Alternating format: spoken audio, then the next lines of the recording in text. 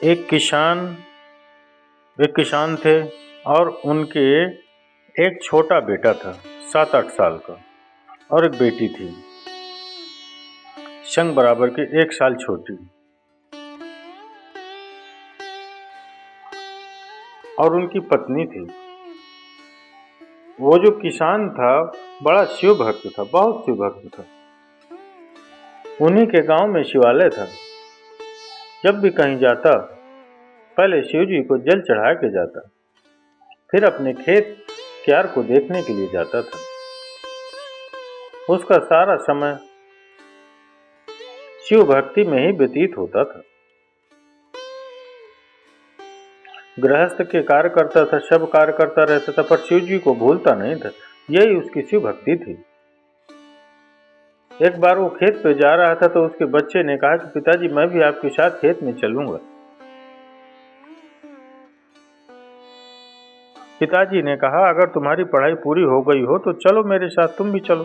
तुम चलो, कोई बुराई नहीं है, चलो। बेटी बोली मैं भी चलूंगी, जब ये जा रहा है तो मैं भी जाऊंगी। चलो कोई बात नहीं, तुम भी चलो। बेटा बेटी पत्नी पति सभी अपने बच्चों के साथ पति पत्नी दोनों ही चले गए, खेत पे गए।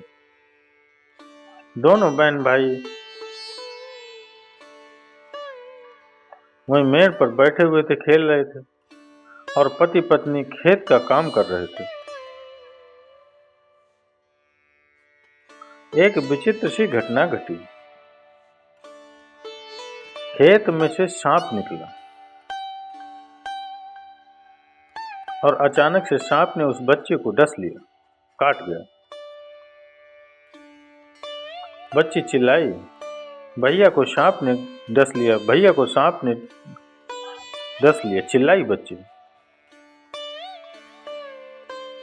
पिता दौड़े, अरे क्या हो गया, क्या हो गया, कैसे हो गया, कैसे हुआ ये? दौड़ते हुए गए, क्या हुआ?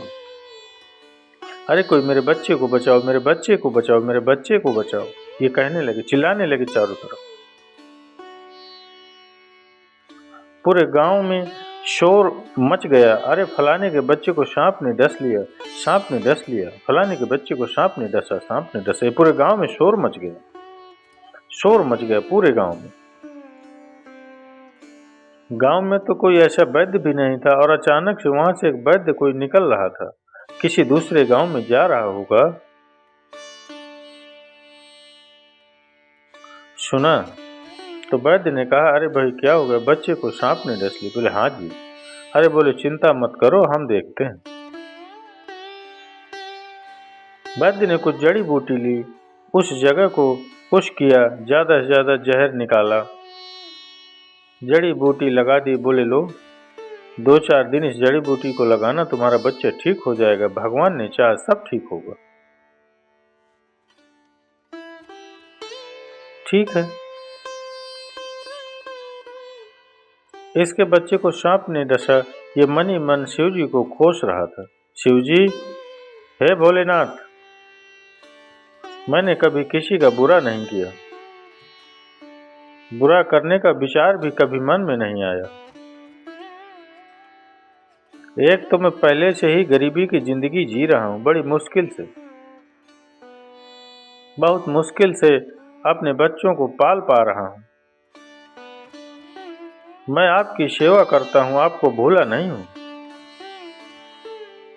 इसके बावजूद भी मेरे बच्चे को सांप ने डस लिया। आपका ध्यान मेरी तरफ क्यों नहीं? आप मुझे देखते क्यों नहीं? मेरे दुख की आपको दिखते नहीं मेरे दुख आपको? भगवान शिव से शिकायत करता। एक दिन कुछ वस्तु लेने के लिए गांव के एक बाजार में गया। वहां पर 2 बैल आपस में लड़ रहे थे, बैल सांड आपस में लड़ रहे थे। ये जा रहे थे पीछे से, सांड इन्हीं की तरफ भाग रहा था। एक व्यक्ति ने आकर कहा, हटो, वो सांड तुम्हें मारना चाहता है, हट जाओ रास्ते से।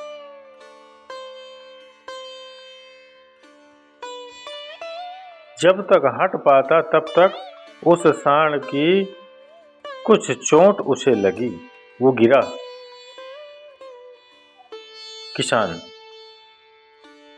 किसान गिरा कुछ दूर पर जाकर। जिस व्यक्ति ने कहा कि हट जाओ, उसने जाके संभाला, उठाया, लगी तो नहीं तुम्हें? तो थोड़ा खड़े होकर देखा, नहीं, ज्यादा नहीं लगी, बच गया। तुम नहीं कहते तो मैं शायद बहुत जोर से इसका प्रभाव होता और मेरे प्राण भी निकल सकते थे। फिर शिव जी को याद किया, हे भोलेनाथ, मुझसे क्या अपराध हो गया? ऐसा लगता है कि जैसे सारी विपत्तियां तुमने मेरे ही घर की तरफ मोड़ दी हैं। गरीबी मिटती नहीं, ऊपर से ये विपत्तियां मेरे ही घर की ओर मुंह करके चल देती हैं।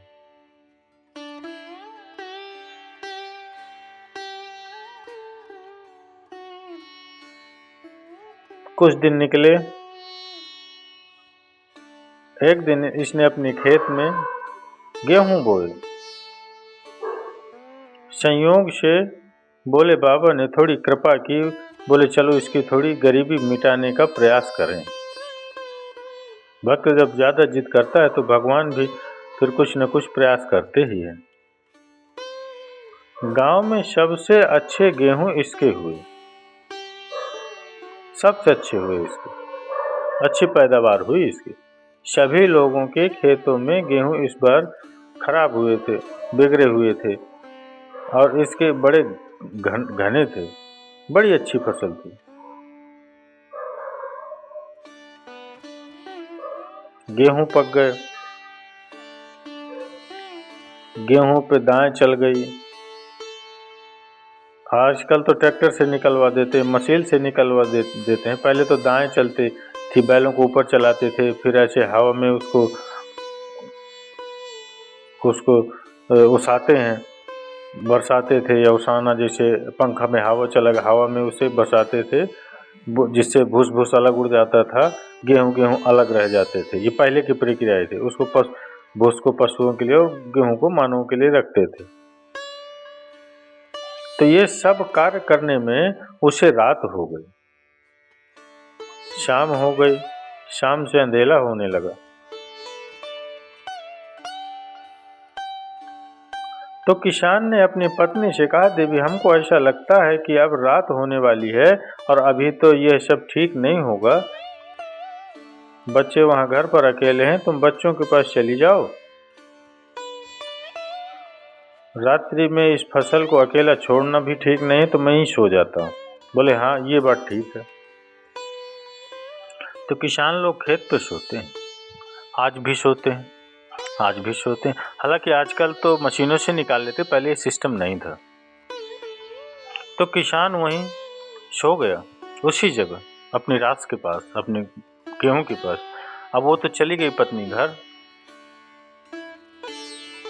पत्नी घर चली गई, अपनी खेती में रास के पास में जो अनाज था वहीं लेट गया और अचानक से देखता कि भयानक काले काले बादल घिराए।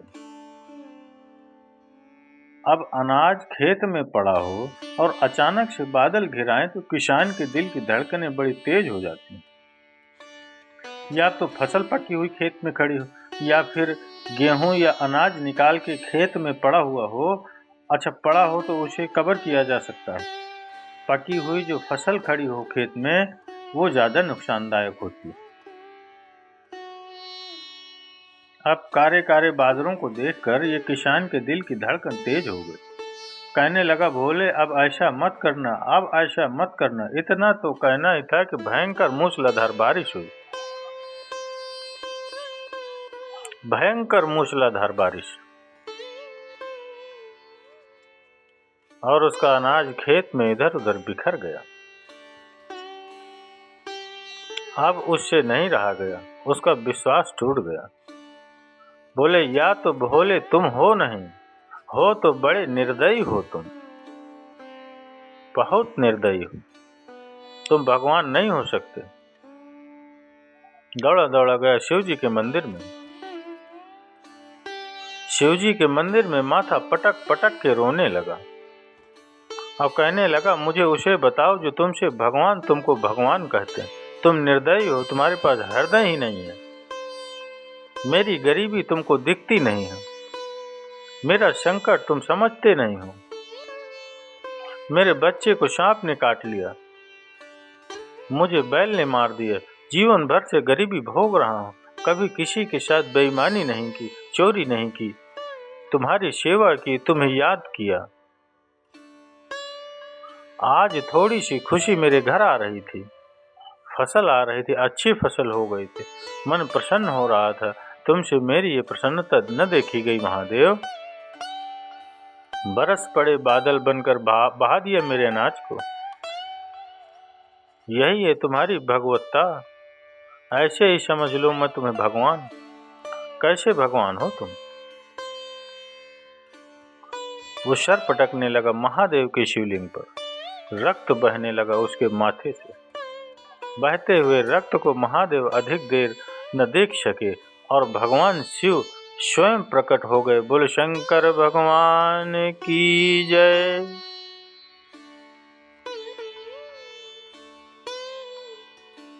महादेव ने कहा, क्यों रो रहे हो? किस लिए रो रहे हो? रोने की वजह क्या है? किसान रोता हुआ बोला, अभी भी मेरे रोने की वजह सुनना चाहते हो? आप भगवान हो, आप जानते नहीं हो। बोले मैं जानना चाहता हूँ, मैं जानता हूँ तुम क्यों रो रहे हो। तुम बारिश के बरसने से रो रहे हो। तुम सारा दोष मेरे माथे मढ़ रहे हो। सब कुछ तुम मेरे ऊपर मढ़ रहे हो कि मैंने किया। चलो मान लो कि मैंने ही किया, लेकिन क्या तुम ये जानते हो कि मैंने ये सब क्यों किया? अब क्यों किया मैं क्या जानूं महादेव। आपने तो मेरे अनाज को ही बहा दिया, अब मैं क्या जानूं। इसमें जानने न जानने वाली कोई तो बात नहीं है महादेव। है पुत्र, भक्त है, तू जानो। तुमको सिर्फ अपनी प्रॉब्लम्स दिख रही हैं, तुम्हें सिर्फ अपनी समस्या दिख रही हैं, लेकिन तुम उन समस्याओं से निकालने वाले को नहीं देख पाते हो। तुम कहते हो मुझे दया नहीं आती, तुम कहते हो मेरे हृदय में दया नहीं, तुम कहते हो मैं तुम्हें देख नहीं रहा, मैं तुम्हारी गरीबी नहीं देख रहा हूँ। एक बात सुन लो मेरे प्यारे, मैं अपने भक्त को कभी अकेला नहीं छोड़ता। जो भक्त मेरे को हृदय से पुकारता है, पल पल उस भक्त की देखभाल मैं करता हूँ। जानते हो, जिस दिन तुम्हारे बच्चे को उस सर्प ने काटा था, जानते हो वो बच्चा, वो सर्प कैसा था? वो सर्प के काटने से कोई नहीं बचता, कोई भी नहीं। तुम कहते हो मुझे दया नहीं आती, सुनो मेरी दया। उस सर्प से तुम्हारे बच्चे को, जिस बच्चे को सर्प ने काटा था तुम्हारे बच्चे को, उस बच्चे को बचाने वाला वो वैद्य कौन था? वो मैं स्वयं तेरा वैद्य बनकर आया था। उस बच्चे को बचाने के लिए मैं स्वयं आया था और मैंने उस विष को निकाला था। किस लिए? जिससे मेरे भक्त को इस अपार दुख से सामना न करना पड़े। याद करो, तुम्हारे गांव के बाजार में जब तुम्हें उस बैल ने, उस सांड ने टक्कर मारी थी, तुम्हें वहां से बचाने वाला भी मैं ही था। याद आया वो आदमी? वो आदमी याद करो, जिस आदमी ने तुम्हें हटने को कहा वो मैं था, तुम्हें संभाला वो मैं था। हाँ मानता हूँ बैल ने टक्कर मारी, लेकिन अगर मैं न होता तो तुम्हें वो बैल मार डालता। उस दिन मैंने बचाया तुम्हें। तुम्हारे कर्म कोई ऐसे रहे होंगे जिसके कारण उस बैल ने तुम्हें टक्कर मारी, लेकिन वो प्राण न ले सका। क्यों? मैंने तुम्हें हल्की चोट से बचा लिया, तुम्हारा कर्म भी पूरा करा दिया और बचा भी लिया। अब सुनो, तुमको सबसे ज्यादा तकलीफ इस बात की है ना कि वर्षा क्यों हो रही, तुम्हारी फसल कहाँ समाप्त हो गई, अब तुम्हारे बच्चे क्या खाएंगे, यही सोच रहे हो। वो कुछ नहीं बोल पा रहा था, वो सिर्फ रोता जा रहा था। वो अपने शिव को देखे जा रहा था। भूत बाबा ने बोले, जानते हो मैंने वर्षा क्यों की? पूरे गांव में सबसे अच्छी फसल तुम्हारी गांव की, पूरे गांव में, और सारे गांव के लोग तुम्हारे फसल को देख देख के जल रहे हैं, ईर्ष्या कर रहे हैं। उन्हीं में से जब तुम अपनी पत्नी से बातें कर रहे थे, कुछ लोग आए और उस अन्न के ऊपर जहर डाल दिया।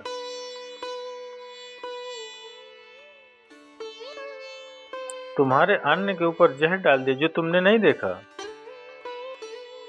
तुम रात्रि में या सुबह उसे बांध के घर ले जाते, उसी का आटा बनाते, खुद भी खाते, अपने बच्चों को भी खिलाते, पर तुम जहर खाने के बाद मर जाते।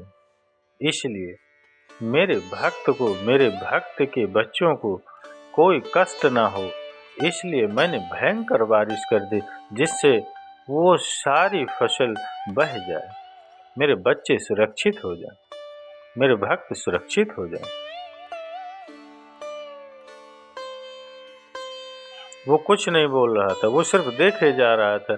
जिसे मैं भगवान का कठोर हृदय कह रहा था, उस कठोर हृदय के पीछे कितनी करुणा छिपी है